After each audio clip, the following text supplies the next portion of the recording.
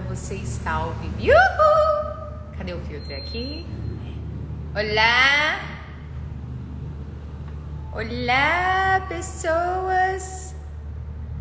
Cadê o filtro aqui para usar aqui a pessoa? Evelyn Mendonça já está. Boa noite, galera!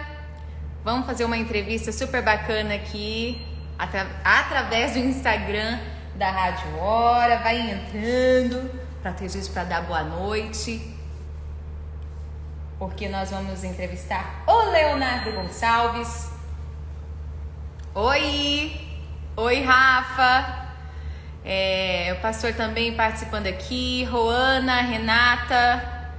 Me desculpe se eu falar o nome errado, porque às vezes no Instagram tá diferente, viu? Quem mais aqui? Aquela que subiu ali. A Leslie. Vamos chamar ele? Ela tá acenando. A Miriam tá me ajudando aqui. Faz parte aqui da Rádio Hora. Karine também interagindo. Boa noite. Boa noite. Todo mundo participando, interagindo. Sejam muito bem-vindos. E a gente vai fazer essa entrevista super bacana com o Leonardo, perguntando sobre o trabalho, sobre a vida pessoal. Então você fica bem à vontade para fazer pergunta para ele, porque olha, o que eu pesquisei, óbvio que é por internet, a história dele é de superação. Eu acredito muito que ele tem muito para contar como testemunho, para nos ensinar. Tudo bem, Jéssica? Vamos chamar ele. 17h57, ainda falta um tempinho. A gente entrou antes, né, amiga? Não tem problema não, não tem problema, porque é pra segurar a audiência, entendeu? É pra segurar. Quem conhece, qual é a música que você mais gosta? Já vai contando aí, qual é a música que você mais gosta do Leonardo Gonçalves? Qual que é a música que você mais gosta, Miriam? Como que é? Canta o refrão. Esse é apelo, né? Esse reforçou da publicitária. Getsemane é uma das conhecidas, né? É uma das conhecidas. É linda, por sinal. E ele tem várias parcerias também, né? Ele regravou e tem várias parcerias. Deixa eu ver aqui, Lune Kelly. Élida também participando conosco. Sublime da Evelyn. A Evelyn com certeza vai gostar dele. Ela falou assim que gosta muito da posição dele, né? Alberto Moraes. Qual é a música que marcou a sua vida ou que você mais gosta desse compositor? Porque além dele ser músico, ele é compositor, ele é produtor. Leonardo Gonçalves. Olha que bonitinho aqui, gente. Ficou bonito aqui, ó. Vamos entrar agora. 17h59 dá pra chamar, né? Vamos chamar ele? Percadinho.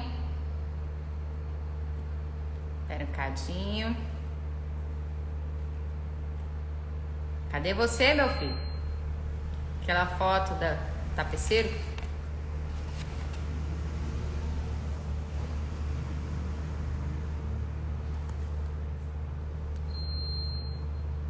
Não. Leonardo Gonçalves.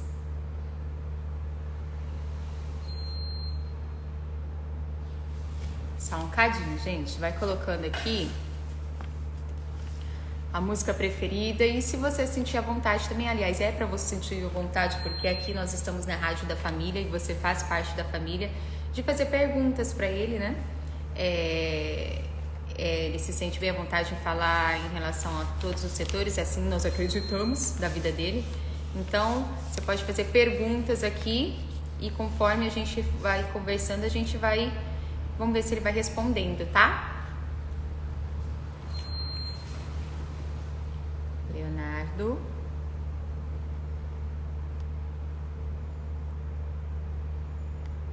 Tá certo.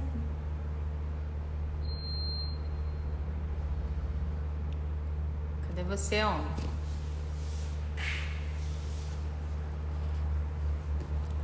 Leonardo Gonçalves.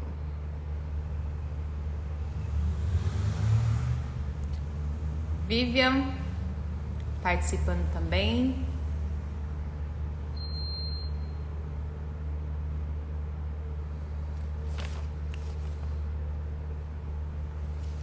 Deixa eu ver aqui no meu celular.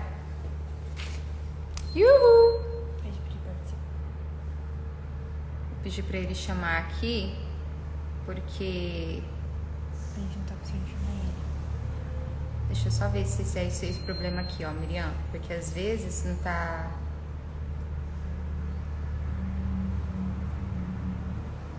seguindo. Ó. Ah, não, mas é no meu.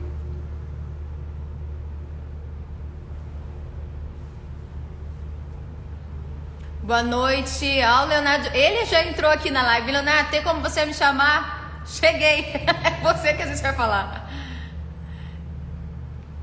Peraí. Aí, convidar. Isso que eu cheguei aqui, meu gente. Olá, Aê! boa noite. Tudo bem? 2 minutos atrasadinho. Boa noite, Leonardo. Tudo bem? Tudo ótimo. E você? Tudo na Olha paz? quanta gente aqui entrando pra... A gente estava falando na rádio, inclusive, que chamando a galera para entrar na live, para contar o seu testemunho, porque pelo que eu pesquisei, não deixa de ser um testemunho em todos os setores da sua vida. E é óbvio, né? Conforme o pessoal vai perguntando, vai falando, já tá comentando. Boa tarde, Manaus, ligadinho aqui. Olha que bacana. Olha só, que bacana. Ô, Leonardo, seja muito bem-vindo à Rádio da Família. Eu sou Muito a obrigado. Michele e quero dizer que tá todo mundo apaixonado por essa música Tapeceiro. É muito bacana. Toda Glória a vez, Deus. principalmente o refrão, é de uma sensibilidade que... É uma música muito linda, né? Do Stênio. Stênio Marcius é o autor dessa canção. Uma Sim, música sim. lindíssima, né? Que acho que, principalmente nesses últimos anos, né? O que a gente tem vivido, né? De insegurança, né? Agora também, com tudo que está acontecendo entre Rússia e Ucrânia, a gente acaba... não tem como, né, a gente não ficar ansioso, né? A gente acaba ficando ansioso, né, com as notícias, com as dificuldades, até mesmo a questão da pandemia, toda a questão da pandemia, né, que a gente tem vivido. E essa música Tapeceiro, ela fala muito disso, né, da gente continuar tendo fé em Deus, né, e crendo em sua soberania, né, que por mais que muitas coisas aqui a gente não vai ter explicação para elas, né? Tem muita coisa que a gente não vai entender, mas acho que mesmo sem entender, né, a gente confiar, mesmo sem a gente entender os porquês, mesmo sem a gente compreender a razão pela qual as coisas acontecem da maneira que acontecem, acho que é a confiança e a convicção de que Deus está no controle, né? Deus é soberano e está no controle de todas as coisas. Isso para toda a nossa vida, né? Mas antes de você, porque isso aí era para ser o finalzinho, mas você vai continuar falando, já falou sobre, sobre isso. Ó, a gente vai falar sobre trabalho, sobre sua vida em si, como lá do comecinho, porque você já passou por vários lugares. Então, Verdade. conta um pouquinho pra gente, aonde que você morou, como que começou a sua vida na parte musical, enfim, desde pequenininho, né? Eu brinco dizendo que meu primeiro contato com a música e com a música cristã foi ainda no ventre da minha mãe, né? O ano que eu nasci, em 1979, ó, sou da década de 70 ainda. No ano que eu nasci, meu pai era o barítono do Quarteto Arautos do Rei. O Quarteto Arautos do Rei teve uma formação... meu pai ficou 2 anos cantando Arautos do Rei justamente no ano em que eu nasci. Isso, né, o lado musical por parte de pai. Mas por parte da minha mãe, ainda tem o meu tio, o pastor e maestro Williams Costa Júnior. Ele é irmão da minha mãe e ele produziu, só vou citar acho, alguns discos aqui, só para vocês se orientarem. Sabe aquele disco 100 Ovelhas do Oséias de Paula? Foi o irmão da minha mãe. Foi meu tio que produziu esse disco. O Vento Livre, do Guilherme Kerr, da Igreja Batista do Morumbi. Os discos do Prisma dos anos 80, né? O Milagre, Senhor. Foi meu tio que produziu esses discos. O meu primeiro disco também foi produzido pelo meu tio, Poemas e Canções. A galera dizendo que conhece, vocês são das antigas, né? Eu sou Pois é. Essa é a galera das antigas. Tipo, enfim. E, tipo, eu ia dizer, né? Porque eu já tô, né? Já tô na segunda metade, já tô na segunda metade. Tô brincando. Mas aí meu contato com a música começou aos 5 anos de idade, comecei a estudar instrumento. Na época, eu esqueci de falar isso. a gente foi morar no exterior. Meus pais acabaram se separando, né? Quando eu tinha 1 ano de idade, na época foi até uma coisa, né, complicada, imagina, 1981, um cantor do Arautos do Rei acabou se divorciando e tal. Ok, aí minha mãe foi estudar fora. Ela foi estudar, fazer um mestrado dela na Inglaterra e nos Estados Unidos. E eu sou caçula, somos 3 irmãos, e fomos todos junto com ela. Ela podia ter deixado a gente, né, uns 2 anos morando com a avó, mas não, ela quis levar as 3 crianças pequenas juntos. Eu estava com 2, meus irmãos com 4 e 5 anos de idade. Aí a gente morou 1 ano e meio na Inglaterra, 1 ano e meio nos Estados Unidos, e aí ela casou de novo com o meu padrasto, que é alemão, e a gente morou na Alemanha de 1985 até o finalzinho de 1994, ou seja, 9 anos e meio que eu morei na Alemanha. E eu voltei para o Brasil, assim, tem muita gente que acha que eu comecei a cantar no exterior, que eu tive aula de canto no exterior. Isso aí é fake news, tá? O que aconteceu foi quando eu voltei para o Brasil, finalzinho de 94, comecinho de 95, foi quando eu tive contato com música cristã cantada. Eu entrei no Coral Jovem do IASP, no Grupo Tom de Vida, que eram corais e grupos na década de 90, que já gravavam disco, coisa meio rara, né? Mas eram anos alternados. Um ano o Grupo Tom de Vida gravava e no outro ano o Coral Jovem do IASP gravava. Então eu participei da gravação do Coral Jovem do IASP 94, do Tom de Vida em 95, 96 Coral Jovem do IASP de novo, 97 Tom de Vida e assim por diante. Então eu tive esse privilégio de já começar na música, né, num grupo que meus irmãos, um irmão meu tocava, o outro irmão cantava, inclusive quando ele se formou, eu entrei na vaga dele, eu peguei exatamente o microfone dele, o microfone 16.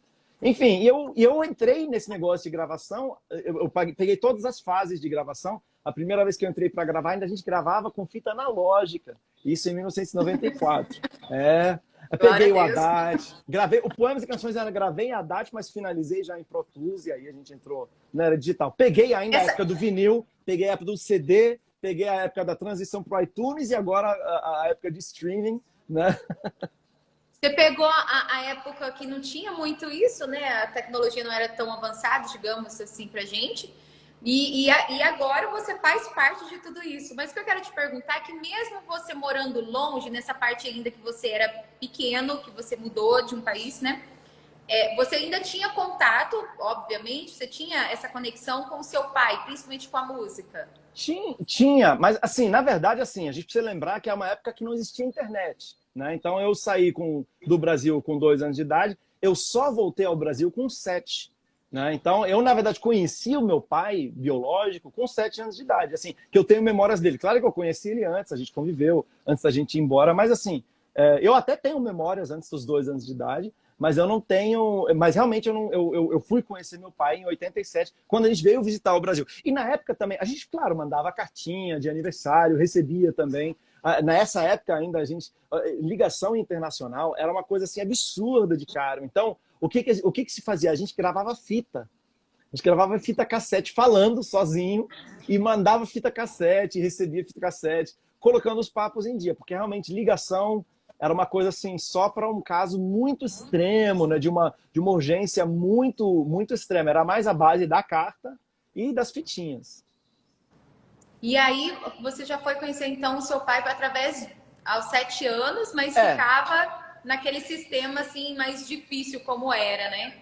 Enquanto eu ainda morava, assim, a gente passou a conviver mesmo. Ó, durante os 9 anos que eu morei na Alemanha, a gente veio para o Brasil 3 vezes. A gente veio em 87, a gente veio em 90, para o Natal de 1990 e para o Natal de 1992. E aí, para o Natal de 94, eu já morava no Brasil. E aí, eu estava com 14 para 15 anos de idade, fiquei aqui, tipo, direto. Aí a gente passou a conviver mesmo. Aí que eu fui entender, porque eu sabia enfim, eu sabia que o meu pai cantava, mas eu não convivi com o meu pai cantor, né? Eu entendi isso, o legado do meu pai, a importância dele para a música. Eu fui entender isso só quando eu vim morar aqui, já adolescente.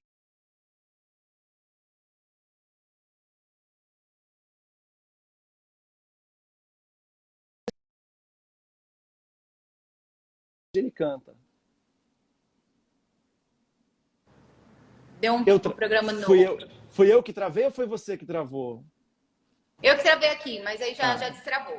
Tá certo, tá ótimo. Então, aí eu fui conviver com meu pai, ele cantando, é um grande cantor, né? E até hoje, inclusive, ele canta. Meu pai tem um disco solo lançado também, que lançou no começo dos anos 2000, acho que em 2001 ou 2002, né? Hinos do Coração. E também convivência. Quando eu vim morar no Brasil, também tive essa convivência com meu tio, que é esse grande músico, grande maestro, que trabalhou em todos os meus discos. Inclusive, quem assistiu o clipe de Deus Sabe, Deus Ouve, Deus Vê, de Both Sides Now, de Paz em Suas Mãos, vai ver o meu tio. Ele é o maestro que está regendo a orquestra lá em Praga, inclusive nessa gravação desse último álbum que a gente fez lá. Ô Leonardo, e essa questão, assim, eu vejo que você é uma pessoa, se eu posso dizer assim, uma pessoa nerd, é uma pessoa assim, inteligente. Você pode ver, né? A pessoa tem livros e livros, assim, estuda bastante. Da onde sempre foi desde pequenininha? Alguém te estimulou? Sua mãe? Depois que você foi para algum lugar? A gente tem... eu digo que a gente tem, na nossa família, a gente tem 3 áreas assim, de profissão. Né? A gente tem muito músico, né, como eu já falei, tem muito pastor e também tem muito professor. Né? Minha mãe é professora, hoje é psicóloga, mas ela se formou em letras, ela fez mestrado em educação. Eu tenho uma prima que é doutora em educação pela USP.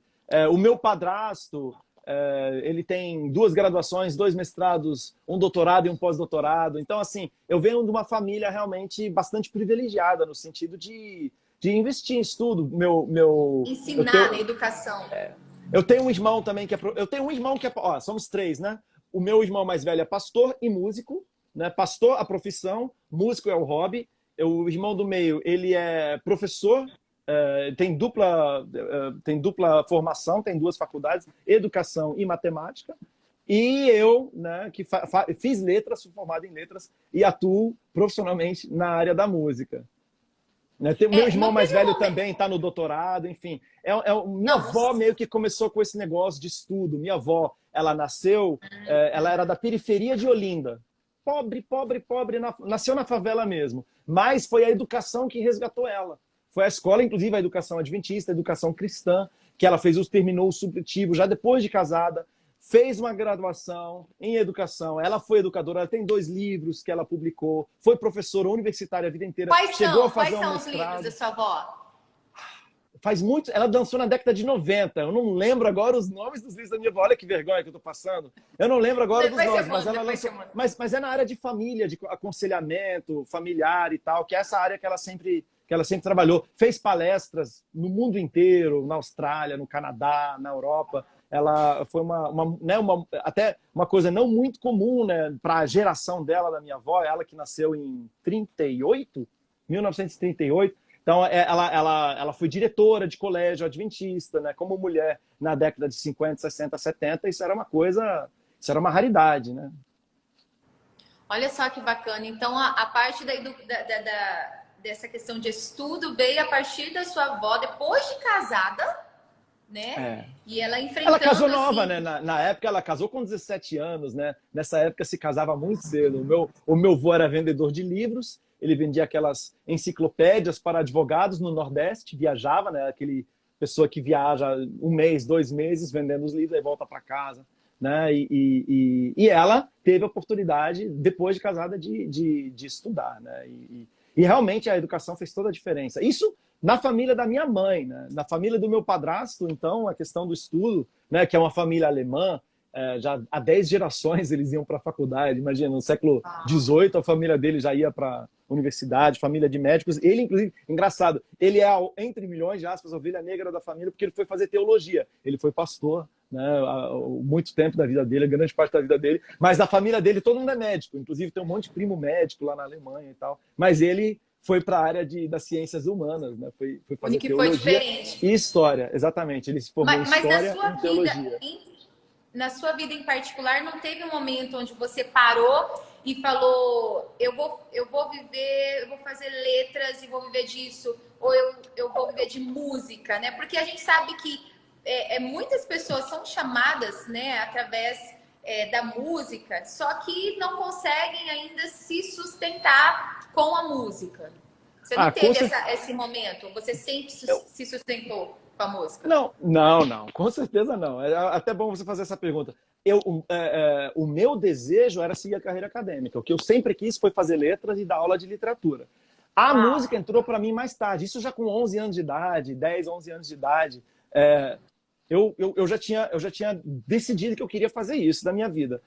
A música entrou para mim quando eu me mudei para o Brasil, né? Porque eu já tocava instrumento, mas eu não me realizava. Para mim, a música ela era um hobby, uma coisa assim, entendeu? Aí quando eu vim para cá e quando eu comecei a cantar na igreja, e aí você sente a presença de Deus através, né, no momento que você está cantando, o Espírito Santo agindo, aquilo foi extremamente transformador para mim. Eu lembro que com 16 anos de idade eu estava meio indeciso. Falei, caramba, será que é da vontade de Deus? 16 anos de idade, decisão. Então, mas eu lembro, foi marcante para mim. Eu tive uma conversa com Deus com 16 anos de idade. E eu lembro que eu falei assim, ó, eu não sei qual é o seu desejo comigo na área da música. O que eu quero é estudar literatura. Mas, vamos fazer um combinado aqui. Enquanto tu fores abrindo as portas para mim na área da música, eu vou seguir. Se for da tua vontade, então faça acontecer. Ousado, né? Com 16 anos de idade. Eu não, sabe? Falei, faz acontecer aí. E ele foi fazendo acontecer. Realmente foi devagar, não foi uma coisa rápida, né? Isso foi em 1996. Eu só assinei contrato para a gravação do meu primeiro disco no ano 2000. Né? O disco só ficou pronto em 2002, que foi o ano que me formei, porque paralelamente a isso, falei, bom, vamos ver o que Deus vai fazer esse negócio da música. Paralelamente, eu vou fazer minha faculdade, eu me formei em letras exatamente no ano, na verdade, em dezembro de 2001 me formei, em 2002, junho de 2002, saiu meu primeiro disco Poemas e Canções, que inclusive completa 20 anos de lançamento agora em junho, né? 20 anos de lançamento do meu primeiro disco solo.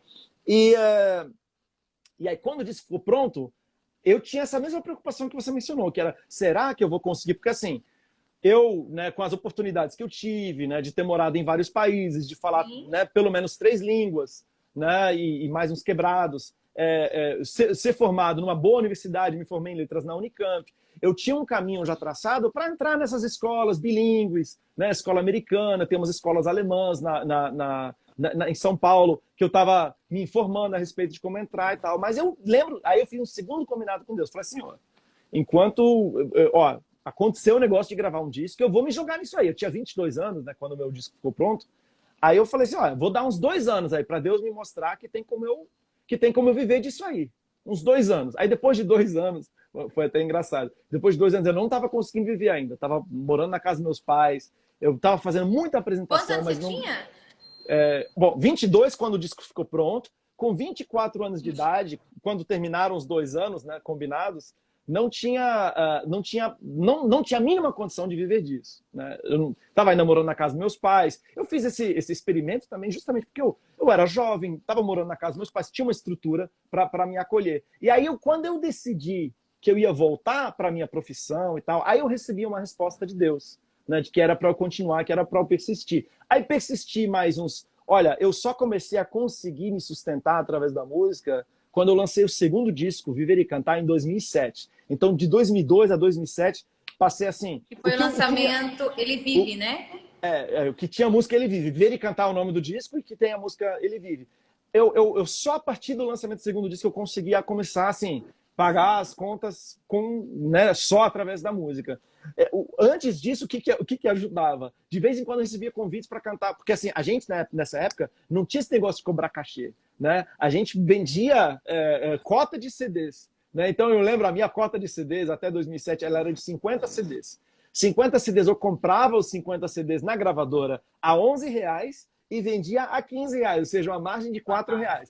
4 vezes 50 dá R$200, ou seja, o meu cachê, o que eu tinha de lucro era R$200 e eu ainda viajava com alguém, eu era besta, ainda era metido, eu viajava com o meu engenheiro de som para ficar melhor, aí ele ficava com 30% e eu ficava, sei lá, com R$150 e ficava com R$50, mais ou menos, por apresentação, ou seja, como que você vive, né? Mesmo fazendo 150, 180 apresentações por ano, não dá para viver disso, né? Não tinha condição de viver disso na época. Aí, quando eu lancei o segundo... o que eu estava falando. O que me ajudou a pagar as contas entre 2012 e 2007 é que tinha viagem internacional. As igrejas me convidavam, ia para os Estados Unidos ou ia para a Europa, e lá eu vendia o CD em dólar. E aí eu vendia, ao invés de R$15, vendia $15. E aí essa margem, aí eu fazia, sei lá, 1 semana, 2 semanas nos Estados Unidos, eu voltava, conseguia pagar as contas mais uns 2, 3 meses, entendeu? Mas enfim, no final desse período também, Eu cheguei a morar com meu irmão, eu saí de casa, né? Não vou, né? Vida de adulto, vou pagar minhas próprias contas e tal. Mas no final desse período de 5 anos, eu me descapitalizei, tive que voltar a morar na casa dos meus pais para conseguir terminar o segundo disco, Viver e Cantar. Enfim, então, realmente, a minha vida profissional, né, embora eu já trabalhasse profissionalmente antes, mas assim, de conseguir viver da música, demorou mais uns 5 anos. Foi só depois do Viver e Cantar mesmo. Mas mesmo assim, você ainda teve, como você mesmo falou no começo, né? Ainda teve uma rota diferente, né? Várias oportunidades, porque a gente que trabalha em rádio, e muita gente vem aqui para colocar o seu trabalho à disposição, a gente sabe como que é. Então, assim, tem 2 trabalhos paralelos, são difíceis de ser chamados para a igreja, ainda mais para outro país. Sim. Então... Não, eu fui muito privilegiado. Eu fui muito privilegiado em muitos sentidos. Por exemplo, a gravadora que eu lancei meus primeiros 2 discos era a gravadora Novo Tempo. A gravadora Novo Tempo, ela tinha uma rede de 20 rádios. 18, 19, 20 rádios. Então, assim, logo que eu lancei, minha música já tocava na rádio. Eu não precisei fazer nada para minha música tocar na rádio. Não já precisou tinha uma estrutura. ligar e várias vezes. Não precisou disso, não precisou disso. E aí, a música que tocava na rádio, que é do meu primeiro disco, já era a música Getsemane. Né? E essa música já tocava automaticamente. As pessoas, depois que ouviam, as pessoas já ligavam e pediam. Aí, em 2004, aconteceu outro negócio. A Igreja Batista da Lagoinha, na pessoa do Samuel Mizrahi, que trabalhava na Rede Super na época, ele fez um clipe da música Getsemane usando cenas de filme da morte de Jesus. E aí começou a tocar isso na Rede Super, e aí começou não só a tocar a música Getsemane nas rádios Novo Tempo, mas começou a tocar em todas as rádios, a partir de Belo Horizonte, na Rádio 107, na nossa rádio, nas outras redes de rádio, Rede Aleluia. Aí começou a tocar em todas as rádios. E aí, quando eu lancei o segundo disco, eu comecei a trabalhar com uma outra pessoa que fazia agenda, tinha toda uma demanda de gente que queria me convidar, mas não sabia como chegar até mim. Eu era tipo...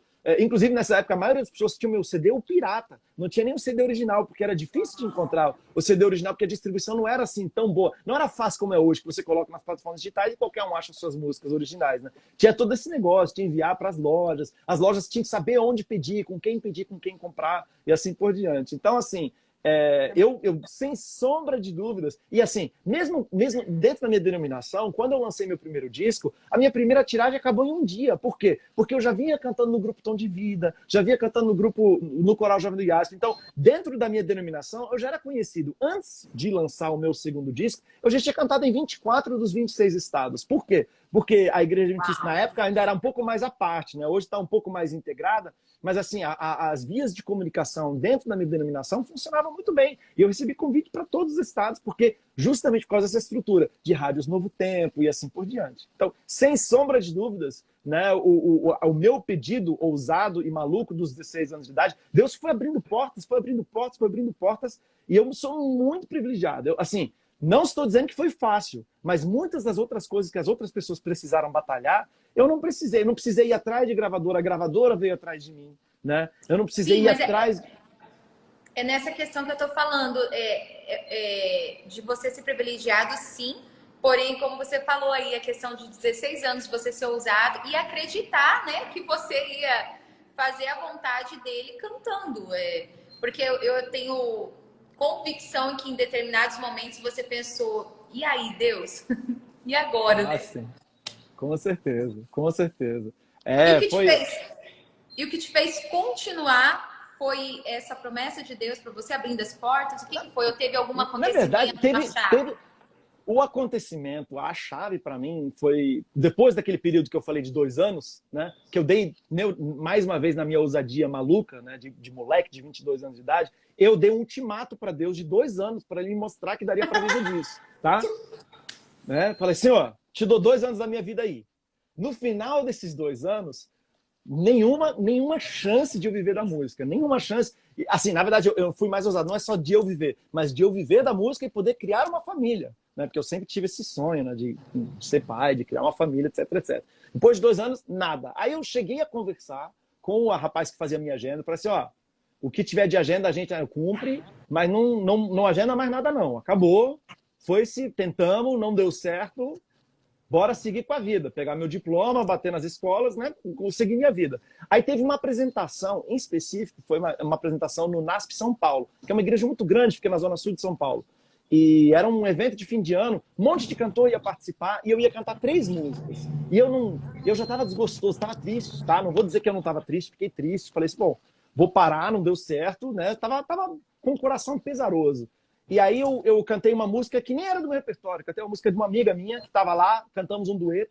E as outras 2 músicas que eu não podia deixar de cantar eram a música Getsemane e a música Volta. Ó, eu não me esqueço disso, foi dia 13 de dezembro de 2003, finalzinho de 2003.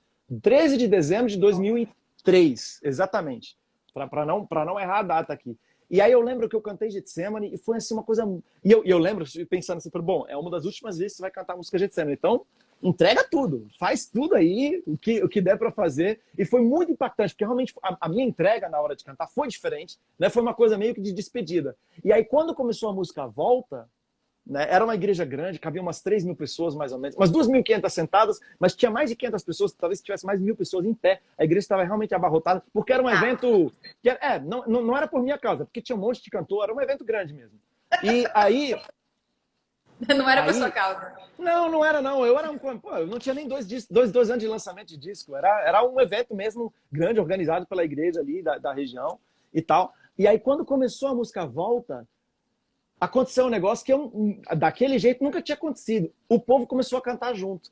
Sem eu pedir. Não era tipo, agora vocês. Não, eu comecei a cantar. Começou a introdução e o povo começou a cantar junto. Todo mundo começou a cantar. A sensação que eu tinha, provavelmente não é verdade, mas a sensação que me deu é que tinha um coral de 3.000 pessoas cantando aquela música. E aí quando eu senti isso, que é uma coisa que até hoje me emociona, né? Ver o povo cantando uma música, não precisa nem ser minha. Quando você vê uma multidão de pessoas cantando uma música, aí eu comecei a ficar emocionado. Aí eu não conseguia, comecei a ficar tão emocionado que eu conseguia cantar. Aí a igreja cantou para mim, a minha música, a música Volta, e eu tava ali, né, nesse sentimento aí, né, emocionado, querendo me despedir e tal. Enquanto o povo cantava para mim, eu senti Deus falando comigo. Na minha mente, assim, senti Deus falando, falei, cara, Deus não falou cara, mas assim, tipo... mas Mano, tipo, falei, olha isso, as pessoas estão cantando a música, o que eu quero para você é que você continue cantando, eu sei que você está preocupado, aí veio, né, já Mateus 5 para mim, né? Eu sei que você está preocupado com o que você vai comer, eu sei que você está preocupado com o que você vai vestir, mas eu vou cuidar de você. E eu lembro que até uma frase que me veio à minha mente naquele momento foi assim, você não pode dar uma de Jonas agora, eu te chamei para isso. Eu quero que você faça isso. Você não é para você ir para Tarsis, é para você continuar fazendo. E não se preocupe que vai dar certo. A parte de sustentação, eu vou cuidar de você. E demorou ainda uns 2, 3 anos até ele começar a cuidar mesmo, mas ele cumpriu a promessa dele muito mais do que eu jamais poderia imaginar, né? Eu nunca pensei que eu pudesse viver disso, que eu pudesse viver confortavelmente disso, que eu podia, né, ter estabilidade. E mais, né? Hoje, através do meu trabalho, eu ainda consigo ajudar outras pessoas, consigo ajudar outros artistas que estão começando. Ainda sobra para compartilhar, para mandar dinheiro para Petrópolis, quando acontece uma desgraça lá, para ajudar, né? E eu tenho muito essa consciência, né? Deus colocou muito para mim essa consciência de que tudo que eu recebo através da música, ou por causa da música, ou por causa do trabalho, ou por causa do ministério, não é meu, é do reino de Deus. Então, assim, eu transbordar, né? Realmente de fazer aquilo multiplicar na vida de outras pessoas, sem sombra de dúvida. Olha que bacana. Então, nesse momento aí de transição que você teve, que teve essa virada que você falou, que lembra até a data, né? Realmente eu imagino, assim, como seja o pessoal cantando para você e Deus falando contigo. Onde que entrou a família, assim? Aí teve várias coisas que aconteceram na sua vida, né? Sim. E eu pergunto isso para você falar em relação a testemunho. Tanto é como eu te falei, no começo ali na rádio, quando a gente estava chamando a galera, outra situação que eu vou perguntar depois é a questão da sua voz. Isso tudo, como você falou, quando você abre a boca, você transforma a vida através da palavra de Deus. Então, conta pra gente como que foi a família na sua vida. Bom, deixa eu só aproveitar, teve uma pessoa que fez um comentário, eu não consigo pegar o nome dela, mas assim, eu estava contando a narrativa, a pessoa falou assim, estavam cantando para Deus ou estavam cantando para você? Eu falei, evidentemente, tá? Só para tirar dúvida, evidentemente as pessoas, o público estava cantando para Deus. Mas eu senti naquele momento que Deus usou o que eles estavam cantando como se estivessem cantando para me confortar. Deus faz essas coisas, para confortar meu coração e para me mandar um recado. Claro que não era para minha honra e glória, obviamente não, né? Até porque não é o caso. Isso, até a letra não é a letra da música que estavam cantando, que é a música Volta, não é uma música de louvor e adoração, mas é como se Deus estivesse usando aquele momento para me dizer alguma coisa, para me ensinar alguma coisa. A família sempre é a sustentação para mim, né? Eu posso contar, eu sou privilegiado em muitos sentidos, e um dos sentidos que eu sou privilegiado é justamente ter uma estrutura familiar. Gente que ora por mim, gente que me apoia, né? Até uma coisa que muitas vezes, né, quando você vai falar para sua família que você vai viver da música, né, as pessoas desconfiam, né? Muita gente não recebe o apoio da família, mas como eu já tenho uma família de músicos, tanto a família do meu pai quanto a família da minha mãe, eu recebi apoio de todos os lados, né? E meu padrasto também, então, assim, de poder continuar morando em casa, né? De continuar tendo ajuda para poder realizar esse sonho. Aí vem a parte B, que é a minha família, a família que hoje eu tenho, né? Com a Glauce, com meu filho Levi, que eu sempre quis ser pai, né? Mas demorou para acontecer isso na minha vida. Eu virei pai com 42 anos de idade, né? O meu filhinho está com 7 meses agora, né, o Levi, 7 ainda não, né, vai fazer 7 agora, dia 5. E assim, como muda, né, a vida da gente, a perspectiva. Aí é um clichê dos clichês, eu sei que é um clichêzão. E eu não estou dizendo que você só se torna uma pessoa completa quando você tem um filho. Não, porque tem gente que nunca tem, né, e tudo bem. Mas eu estou dizendo que, para mim, na minha experiência, realmente é uma coisa muito... por falta de palavras melhores, é uma coisa incrível, né? Poder... E ainda assim, claro que é horrível, né, o que está acontecendo, a gente não está podendo fazer agenda, não está podendo viajar, ainda estamos em pandemia, já está melhor, né? Talvez comece a reabrir agora, né, de verdade, muito embora a gente achou que isso fosse acontecer no final do ano passado, mas aí fechou tudo de novo e tal. Mas dentro dessa desgraça toda, né, da dificuldade toda aqui, do que tem acontecido, mas eu tenho podido passar tempo com meu filho, que talvez num período normal eu não tenho podido passar. Então, assim, literalmente no momento que eu acordo de manhã, até a hora dele dormir, ele fica comigo, né? Até porque a Glaucia está terminando o mestrado dela e tal, então às vezes ela precisa, né, se recolher e se dedicar aos estudos. Você é um paizão, assim, de trocar fralda? Com certeza, com certeza, absoluta, com certeza. Mas também isso, eu enxergo isso também como um momento de privilégio, né? O poder ser esse pai, né? Tem muita gente que gostaria de ser esse pai e não pode, porque tem que sair de manhã cedo para trabalhar e chega tarde pra caramba em casa, né? Então, eu poder estar em casa, né? Para mim, é um privilégio, absolutamente um privilégio, né? Poder estar em casa quase todos os dias com meu filho e cuidar dele e ter esses momentos com ele e criar essa relação afetiva, criar essas memórias. Tenho certeza que tem centenas de milhares de pais que gostariam de fazer isso e, na verdade, não podem, né? E não tem condições de fazer isso, né? Mas, com certeza, quem dá banho... Quer dizer, não que a Glaucia não dê, claro que ela também dá. Mas, assim, hoje mesmo ele ficou comigo, tipo...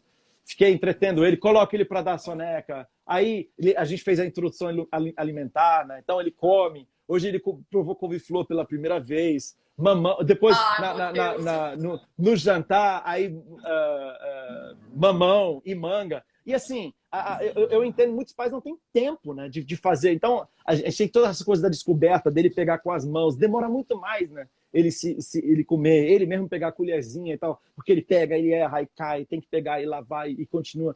Então é um processo de quase uma hora, né? O que é legal, Léo, todo mundo tá te chamando de Léo, vou te chamar de Léo. É Léo, claro, é Léo. Ô, Léo, porque você tem essa consciência, porque embora muitos pais queriam sim, e a gente vê muitas situações aí de vida da sociedade por falta da paternidade presente, eles não trazem isso à consciência. Então, assim, acredita-se que é normal, né, ter uma vida de trabalhos, de rotina. E quando a gente encontra pessoas assim que faz-se presente na vida da esposa, faz-se presente na vida ali da família, faz toda a diferença. Mas você tem essa consciência.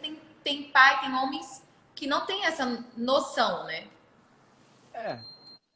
Mas é porque é isso aí, tudo também vem da educação. Não tem essa questão porque ninguém ensinou isso para eles, porque eles tiveram a oportunidade de ter isso ensinado a elas. Então, enfim, é tudo, Sim. no final Eu de contas... mesmo, eu mesmo fui aprender com doula, aquela mulher que ajuda a Sim. gestante, muitas outras coisas, porque eu acreditava que ser mãe, eu sou mãe de um casal, era normal, assim, algumas coisas, mãe é normal. E quando eu fiquei grávida, eu falei, ninguém me avisou isso. Não, tem. E hoje em dia tem muita informação. Tem que até cuidar, né? Porque tem muita informação ruim também. É. Mas para quem vai atrás, e a Glaucia, ela é maravilhosa nessas coisas de pesquisar, né? Aí a gente. Pô, e você tem a oportunidade de seguir, por exemplo, o obstetra que fez o parto. A gente segue ele nas redes sociais, a gente observa, a gente vê como ele trabalha, o Nossa, tipo de coisa que ele diz. A doula também, a gente segue, a pediatra, a gente segue. Então tem essa oportunidade. E tem toda uma equipe, e todos eles se conhecem, né? Mas volto a repetir, isso é porque existe informação, mas é também porque existe o privilégio, né, de eu ter condições de poder dar isso para minha família, né? Eu tenho certeza que muitos gostariam, né? Até o tempo de pesquisar. Mas as pessoas não vão atrás. As pessoas às vezes não vão atrás porque não tem nem energia. Chega no fim do dia, chega em casa, morto de cansaço, depois de trabalhar 12 horas, mais 2 horas para chegar ao trabalho, 2 horas de transporte coletivo e tal. Então, assim, seria maravilhoso que mais gente, né? Ou que todos, né? De preferência todos, tivessem, né, esse privilégio que eu tô tendo de me envolver de fato, né, de entender, né, como que faz, né, existem aí e é uma coisa muito louca porque hoje em dia você tem várias linhas de introdução alimentar. Como que você vai fazer a introdução? Aí tem a linha Você procura saber? Não, quem faz a pesquisa é a Glaucia. Quem toma essas decisões é a Glaucia. Mas a gente conversa sobre tudo. Ela me traz, ela me fala, ela me explica, entendeu? Eu baixo o aplicativo para entender como que tem que cortar a fruta, como que, enfim, tem muito conhecimento, né? Hoje em dia tem muito conhecimento sobre muita coisa e é um mundo fascinante, né? É realmente fascinante. E é engraçado que a galera, né, umas pediatras, obstetra e tal, é uma galera mais nova, eles são todos mais novos que a gente, né? Porque a Glaucia também já não é... Então é uma galera de uns 30 e poucos anos de idade, que está terminando o doutorado agora, está entrando na vida profissional, porque médico, né, vocês sabem que estuda até muito, né? Estuda até uns 30 anos de idade, está só estudando, né? Então... Léo, eu estava falando isso semana passada com as meninas da odontologia, Marques, elas fazem parte aqui da rádio, e elas são meninas novíssimas, e são meninas assim que super levam a informação para você, explicam detalhadamente essa levada jovem, digamos, de profissionais. Na verdade, a gente chama... Olha, a gente está em outro assunto, mas quando se fala em parto... Mas quando se fala, por exemplo, em parto humanizado, na verdade, o humanizado é você ter acesso a todas as informações, né? Antigamente, o médico ele falava como que tinha que ser. Hoje em dia, essa geração de médicos, eles explicam todas as possibilidades para você tomar uma decisão informada. Eu falei, não, eu acho que para o meu filho vai ser melhor isso. Aí ele apresenta, olha, você pode fazer assim, você pode fazer assim, você pode fazer assim, você pode fazer assim. Tem gente que faz assim por causa disso, tem gente que acha que deve fazer assim por causa disso. E eles te explicam, né? Te explicam tudo e aí você toma a decisão, né, baseado nas informações que você tem. Até mesmo, aí tem a questão parto natural, parto cesárea, parto com analgésico, sem analgésico, tal. E eles explicam tudo. Explicam tudo para você. Te preparam antes, você faz né, você preenche um questionário sobre coisas que podem acontecer durante o parto, mas mesmo assim, se acontecer e desviar, tiver que mudar alguma coisa, eles te informam, olha, está acontecendo isso, você quer fazer isso, estamos sugerindo isso por causa disso, disso. Então, assim, é muito mais essa troca, né? E volto a dizer, seria maravilhoso se todos tivessem acesso a isso. Infelizmente, não é ainda o caso no Brasil. Mas, enfim, está melhorando, né? Tem essa nova geração de médicos que tem, né, esse de explicar mais, né? De dar mais informação, né? E isso é muito bom. É que a gente possa buscar cada vez mais essa informação que você está falando. Agora, voltando, né? A questão, por exemplo, teve um momento, a gente falou da sua vida lá no comecinho, aí depois essa transição da música, da sua carreira, da questão de você estudar bastante. E tem a questão de um momento, logo quando entrou a pandemia, se não me engano foi em julho, Foi. que você falou sobre deu uma nota na questão da sua saúde vocal. Como que foi? Conta um pouquinho pra gente. Porque uma pessoa que canta, digamos, perder, eu não entendo muito bem, mas assim, perder algo que você trabalha, né, com isso? Como que foi? Ó, deixa eu primeiro explicar o que aconteceu. Vou dar um breve histórico. Em 2015, né, eu lancei o DVD em 2014. No final do ano de 2015, 2015 e 2016 foram os 2 anos que eu mais viajei para cantar, que eu mais tive apresentação. Estava também passando por uma questão muito difícil da minha vida pessoal. E eu tive um problema, senti, opa, tá acontecendo uma coisa com a minha voz. Mas eu conversava com a minha fono, conversava com o otorrino, a gente fazia exame, não via nada. Eu tinha uma disfunção, né, que eu sentia a minha voz quebrar. Mas eu tinha muita massa muscular, né, meu aparelho fonador, eu tenho acompanhamento profissional do melhor tipo da doutora Bluss, desde 2007, quando a gente se conheceu, mudou a minha vida mesmo, de capacidade de cantar e tal. A gente viveu alguns anos, né, uns 8 anos aí de, assim, praticamente sem limite das possibilidades vocais. E aí aconteceu isso no comecinho do segundo semestre de 2015. Mas eu estava com tanta agenda que eu não tinha tempo para parar, porque assim, para você examinar, para ver o que está acontecendo, e como estava acontecendo muita coisa na minha vida pessoal, eu falei assim, não, deve ser emocional, ou deve ser cansaço, ou deve ser emocional. Aí, né, eu carreguei isso em 2015, 2016, né, no momento durante a turnê princípio eu já estava com isso, mas assim, tinha dias que estava melhor, tinha dias que estava pior, dependendo de como bem eu tinha dormido, né, nem sempre se manifestava da mesma forma, né, e vamos que vamos, né, eu estava com a agenda realmente cheia, em média 16, 17 apresentações por mês, né, e não tinha um tempo assim, quando eu não estava viajando, eu estava descansando da última viagem que eu tinha acabado de fazer, para poder fazer a próxima viagem. Ok. Aí, eu não sei se a pessoa que está assistindo lembra disso, mas aí eu entrei no meu ano sabático. Eu tinha dedicado já, anunciei no começo de 2016, que o ano de 2017 eu ia tirar um tempo, né, para descansar, para passar mais tempo com a minha família, que na época toda a minha família, meus pais, meus irmãos moravam no exterior e tal. É uma coisa que eu já estava querendo fazer faz muito tempo, né? Me organizei financeiramente para isso e falei, não, 2017 vai ser meu ano de descanso. Era para eu passar, inclusive eu tinha planos, queria, sei lá, morar em Israel, estudar hebraico, tinha um monte de coisa que eu queria fazer, talvez entrar no mestrado e tal. Várias coisas que eu queria fazer que eu não tinha feito, porque depois que comecei a cantar, depois que começou a dar certo, né, em 2007, realmente me dediquei a isso. Foi um atrás do outro. Foi um atrás do outro, lança disco, aí assina contrato com a Sony, tudo sempre aumentando, tudo sempre crescendo e tal, né, com o cúmulo, né, que foi o DVD, e depois a música Acredito, que foi do filme e tal. Falei, bom, essa música mesmo. Aí 2017, quando eu parei, eu comecei a gravação do disco que eu lancei em 2020, né, que é o Sentido, e era para ser uma gravação ao vivo em Praga com orquestra. Só que a parte do ao vivo em Praga não rolou, por quê? Porque minha voz estava péssima. Estava pior do que 2016, estava pior. Tudo bem que era também, juntou, porque era inverno em Praga, estava menos 18 graus, estava um dia muito frio e tal. Mas aí, quando a gente voltou para o Brasil, aí eu passei férias ainda, visitei meu irmão, visitei meus pais e tal. Quando eu voltei para o Brasil, a gente falou, bom, não deu para gravar ao vivo, vamos gravar a voz agora, né, das músicas, todas as músicas. Aí a gente entrou em estúdio, a doutora Bluss e eu, que é a minha produtora vocal, e aí a gente começou a gravamos 3 músicas, na 4ª música eu falei, cara, alguma coisa tá muito errada aqui, isso aí não tá normal. Já não é mais cansaço. Já não é mais cansaço, já não é cansaço, já não é mais questão emocional. Vamos investigar isso. Aí a gente tinha tempo, né, para investigar. Fomos no Dr. Antônio, que é um grande otorrino em São Paulo. O Dr. Agris, que é o diretor da otorrinolaringologia da Unicamp, deu um atendimento para a gente também. A gente juntamos uma equipe mesmo para descobrir o que estava acontecendo. E aí, na época ainda, o Dr. Paulo Pontes, que é o maior otorrino do Brasil de todos os tempos, ele não tinha se aposentado ainda.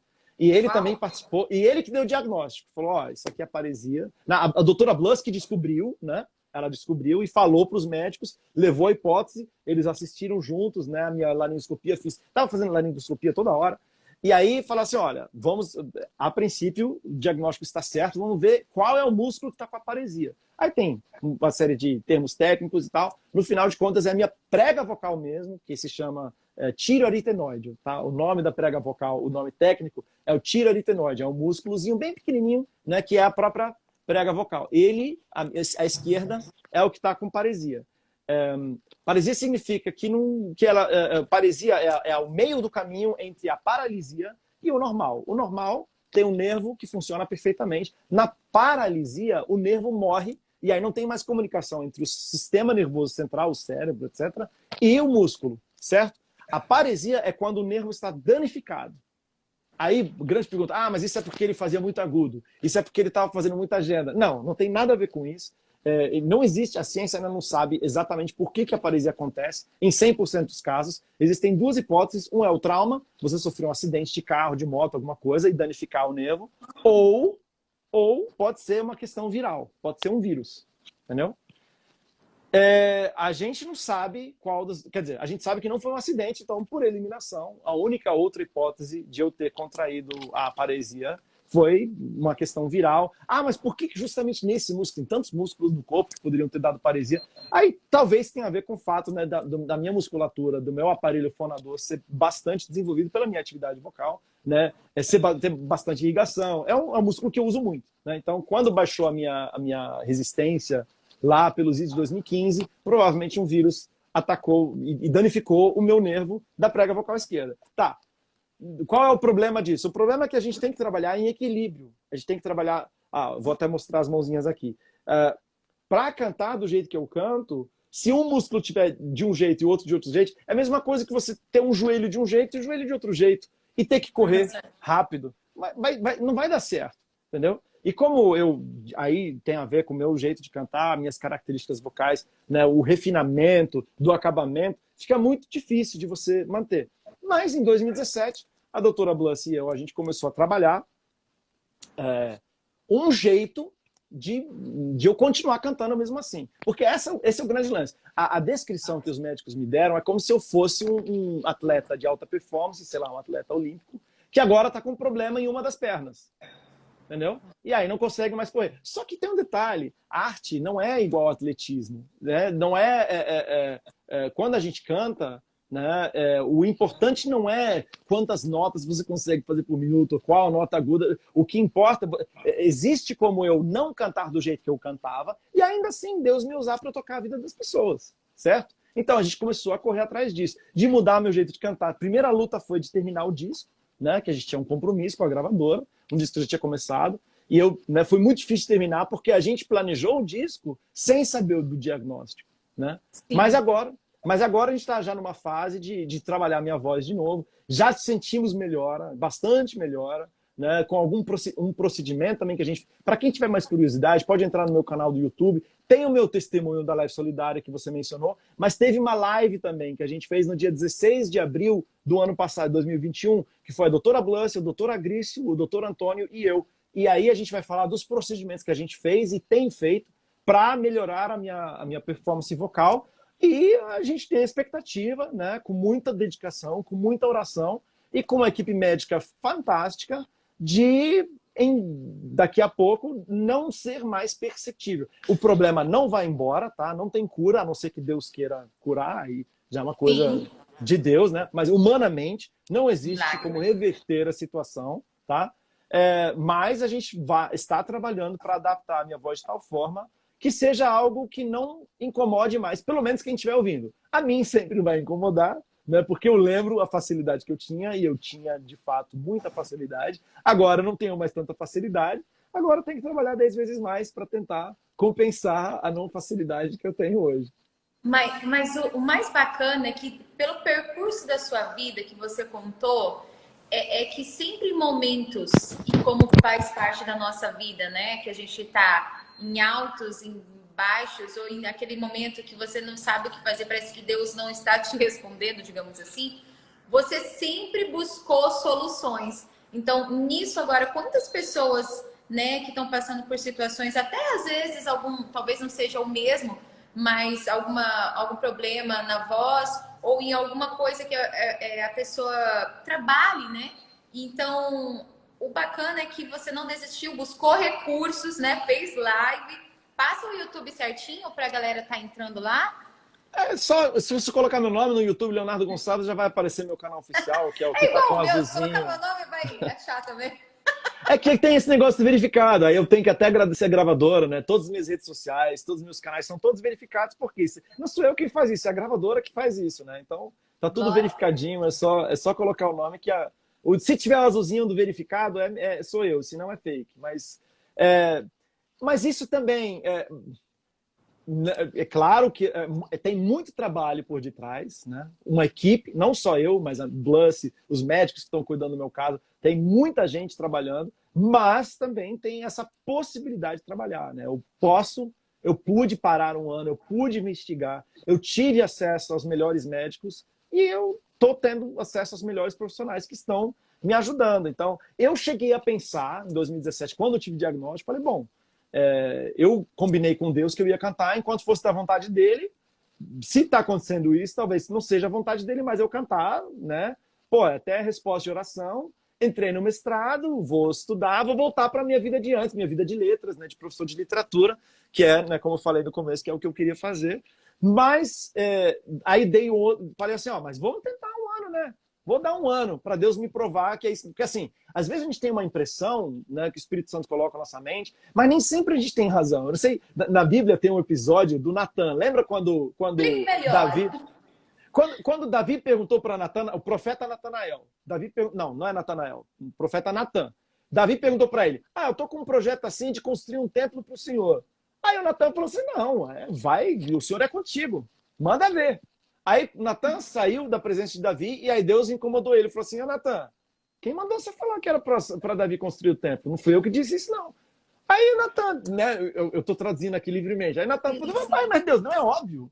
Não é óbvio que é para construir um templo? Pô, Davi, Davi na maior sinceridade. Pô, eu moro num palácio e a arca do Senhor está em tendas. Não pode, vou construir um templo para o Senhor. Pô, não era razoável que Davi construísse o templo? Falei, não, mas não fui eu que disse.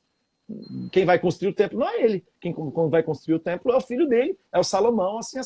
Então, assim, muitas vezes na nossa vida espiritual, a gente pode ter convicções, mas a gente precisa ter cuidado com as nossas convicções. Então, assim, eu tinha pedido um sinal X. Lá atrás, em 2002, que era para eu poder, Deus me mostrar que eu podia sustentar uma família. Mas isso foi um sinal que eu quis. Isso foi um negócio que eu inventei da minha cabeça. Deus não falou para mim, eu vou te provar em 2 anos que você vai poder viver da música. Não, é um negócio da minha cabeça. Entendeu? Então, quem sou eu para pedir, para exigir de Deus que ele responda do jeito que eu quero? Deus responde do jeito que ele quiser, não do jeito que eu quero. Entendeu? Então, assim, quando veio a notícia, paresia, você nunca... Né, o médico, claramente, o maior otorrino, né, mais reconhecido, o doutor Paulo Pontes, falou para você, olha, você nunca mais vai cantar. Falou. Então, para mim, eu lembro que até pensei, na minha mente veio até, não comparando, claro, o sofrimento, nem nada, mas assim, veio para mim, na minha cabeça, falei, bom, eu só tenho voz porque Deus me deu. Deus deu, Deus tomou, bendito seja o nome do Senhor, já dei minha contribuição, gravei disco pra caramba, me dediquei, bom, ótimo, acabou, terminou essa fase da minha vida, vou fazer outra coisa. Foi minha reação natural, entendendo, achando que era Deus que tinha falado. Aí você dá um tempo, mas assim, eu tenho um negócio... Hoje em dia tem muito curso, né, de autoconfiança e tal. Eu acho que às vezes falta um pouco de autodesconfiança, entendeu? Então eu tenho muita... Eu procuro ter muita autodesconfiança. Então, para mim era isso. É bem crítico, né? Mas eu falei assim, bom, mas vai que eu tô errado. Vai que essa é a minha impressão que eu tenho. Conversei com o meu pastor, conversei com outras pessoas. Várias pessoas tiveram a mesma impressão que eu. Falei, não, cara, Deus mandando você fazer outra coisa. Ok, pronto. Na verdade, quem insistiu comigo foi a doutora Bluss. Falei, não existe a menor possibilidade. Não é assim. Você não vai encerrar sua carreira, né, seu ministério, seu trabalho. Não é assim. A gente vai trabalhar, a gente vai tentar. Falei, olha, tá bom, Bluss. Se quiser, a gente tenta. Vamos tentar, então. Vamos tentar um ano. Eu com o meu negócio de ultimato de novo, né? Da personalidade. Falei, um ano. Passou um ano, o diagnóstico Trabalho com datas. Eu trabalho com datas. Vou ficar o quê? Tentando o quê? Para sempre? Não, calma aí. Tentar até abril. A gente recebeu o diagnóstico em abril. Vou trabalhar até abril. Nesse período de um ano, Deus foi trabalhando no meu coração.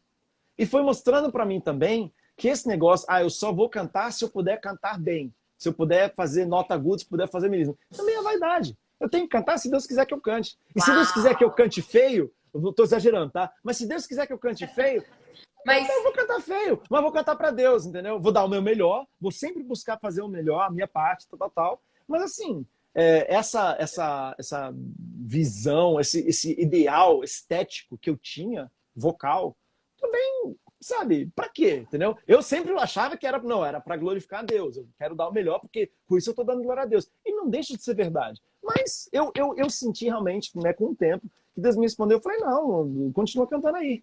E continua trabalhando aí.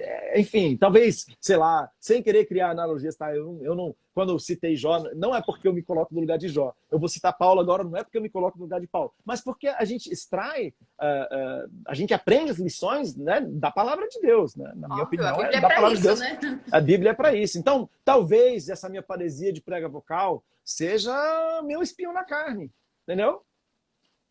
Que nem Paulo, orou pra caramba pra Deus tirar. Eu orei muito, pedindo milagre. Mas, Senhor, tu podes fazer, ué. Eu canto para te glorificar, eu não canto, sabe, meu único interesse, isso desde os 15 anos de idade, 16 anos de idade, né, naquela conversa com Deus que eu falei, não, meu objetivo com a voz, é louvar a Deus, é engrandecer o teu nome. Não tem nenhuma outra coisa que eu queira fazer com a minha voz a não ser isso. Né? Então, Deus podia fazer? Podia. Deus ainda pode fazer? Pode. Agora, Deus também pode mandar uma doutora Blanche no meu caminho para insistir comigo. Pode mandar um doutor Antônio, que faz um procedimento, né, de injeção de ácido hialurônico na minha prega vocal esquerda, que é não é experimental, mas assim, é muito novo, tá? Que é o que a gente tem feito, né, para quem quiser mais. Então, Deus pode fazer um milagre, puf, que nem Aladim, que nem o gênio da lâmpada? Pode, se ele quiser. Mas Deus também pode mandar as pessoas certas na sua vida para te conduzir, para te guiar. Né? Deus pode me dar, por exemplo, ânimo, energia, né, que eu ainda tenho, de procurar melhorar, de trabalhar com a doutora Blanche 2, 3 vezes por semana, fazendo exercícios vocais para tentar melhorar, né, para poder voltar a oferecer a ele e ao público, né, as duas coisas, né, porque não é só uma coisa, o melhor e o que tanto Deus quanto as pessoas, né, que amam a Deus merecem, né, que é o quê? A dedicação total, né, o meu melhor, né, o meu melhor que ainda não é suficiente, né, porque aí o meu melhor ele bate aqui, só que aí o Espírito Santo vai agir em cima disso. E a ação do Espírito Santo nem depende da minha ação, né? Eu quero dar o meu melhor porque é a maneira que eu tenho de coparticipar da bênção que é, né, transmitir o amor de Deus, a sua bondade através da música. Nossa, quanto ensinamento, assim, né? Você falou essa questão de você imaginar que Deus quer alguma coisa, mas talvez ele já está agindo, né, da maneira como está, né? Nossa, muito legal. Para mim, gente, já valeu muito a pena ter conversado com você assim, desde a parte da sua avó, você falando da sua avó e toda a sua trajetória, né? E eu espero que tenha tido também feito a diferença na vida de vocês, na vida de cada um aqui. Quero agradecer a Miriam, que faz parte da Rádio Hora, está aqui participando com a gente. A pastora Karina entrou aí, teve muitos comentários. E mais do que a música, hoje a gente tem a oportunidade, óbvio que essa não é a primeira live que você faz, mas a oportunidade de entender e conhecer um pouco da sua história, porque geralmente a gente só ouve e você vai cantar, né? É verdade. As redes sociais trouxeram isso, né? Essa proximidade, né? As redes sociais, da gente poder conhecer mais. Às vezes isso é bom, às vezes é ruim, né? Tem gente que me conhece mais que aí não gosta mais de mim. Mas tem gente que conhece... Tem gente que passa a ouvir as músicas porque se identificou com alguma coisa, né? Com alguma fala, né? Então... Mas você sabe que as jornalistas aqui adoram você justamente porque você é crítico. Você é estudioso, né? Nesse sentido. Até mandar a Evelyn tá ligadinha aqui, que faz parte da Rádio Hora. E ó, só para finalizar, se você puder, da maneira que você puder, se você sentir confortável, cantar ou a música nova, que é essa música é linda demais, a Tapeceiro, que você está trabalhando com ela agora, ou a Getsemane, ou tantas outras que eu tenho aqui, não tem como cantar todas. Eu vou dar uma palhinha do coro da música Comigo, pode ser? Comigo é a música que eu lancei com o Camel, que é a música do Salmo 23, que é a música que eu escrevi, inclusive, junto com o Samuel, para esse álbum. Vou cantar só o coro, né? Que na verdade é o centro, né? Ainda que eu ande pelo vale da sombra da morte, não temeria mal algum, porque tu estás comigo. Eita Deus! Eu não temerei, tu estás comigo. Eu não temerei, tu és meu pastor, eu não temerei, pois tu estás comigo.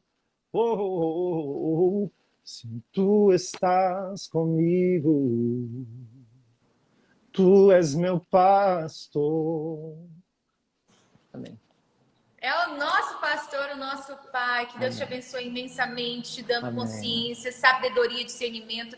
Que é isso que, mais do que, como você falou, mais do que uma voz, mais do que uma força, a sabedoria, ela vence tudo, né? Eu estava até lendo hoje Provérbios 24, acho que 19 ou 20, não lembro.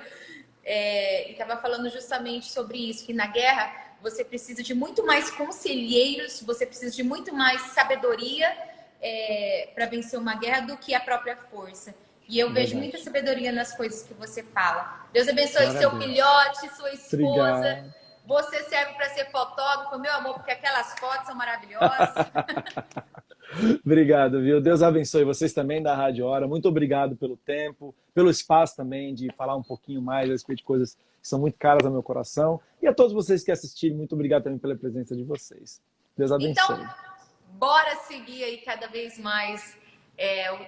Quer falar em relação aos shows? Não falei assim, quando vai voltar? Na verdade, ainda tá... Eu tô com pouca coisa, porque assim, eu tive bastante agenda até em novembro e dezembro, né? Mas aí fechou tudo de novo, né? Eu tenho um compromisso agora em São Paulo, dia 12. Eu tenho também... Em abril tenho um compromisso, eu não lembro agora onde. E aí, a partir de maio, eu acho que já tá um pouco mais liberado. Quem quiser fazer convites, enfim, é só entrar nas minhas redes sociais, tem telefone, tem e-mail lá, agenda@leonardogonçalves.com.br, né? E tem um WhatsApp lá também, um número de telefone. E assim, está voltando ao normal agora, né? Todo mundo vacinado, já com a terceira dose. Eu creio que agora, a partir de agora, abril, maio, acho que tudo volta ao normal e estaremos aí viajando de novo. Quando você vir para Mato Grosso do Sul, aqui para nossa capital, Campo Grande, será muito bem-vindo aqui na Rádio da Família, na Rádio Hora. E sabe que sua música está tocando muita gente aí através da sua voz. Vamos fazer um print sem os comentários aqui? Para ficar bonitinho? Faz. Espera aí. Eita, que a galera fez um monte de pergunta e a gente não respondeu. Vamos ter que marcar outra live. Agradecer o Marcelinho também, sempre muito feliz. Claro! E a Sony Music, né? Que dá sempre esse suporte. Deixa eu ver aqui, Maurício. Peraí, como que tira o negócio aqui? Aí. Vamos tirar? Vamos. Uma foto? Eu já estava sorrindo aqui para a câmera. Achando que...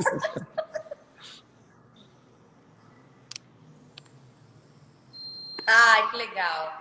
Maravilha. Que legal. É uma honra saber um pouco mais da tua história, tá? Então, olha, essa live vai ficar salva, como ele falou, para shows, para mais histórias, tem tudo lá nas redes sociais, dá para, inclusive, a sua, como que fala, Miriam, a frase que deixa assim no Instagram?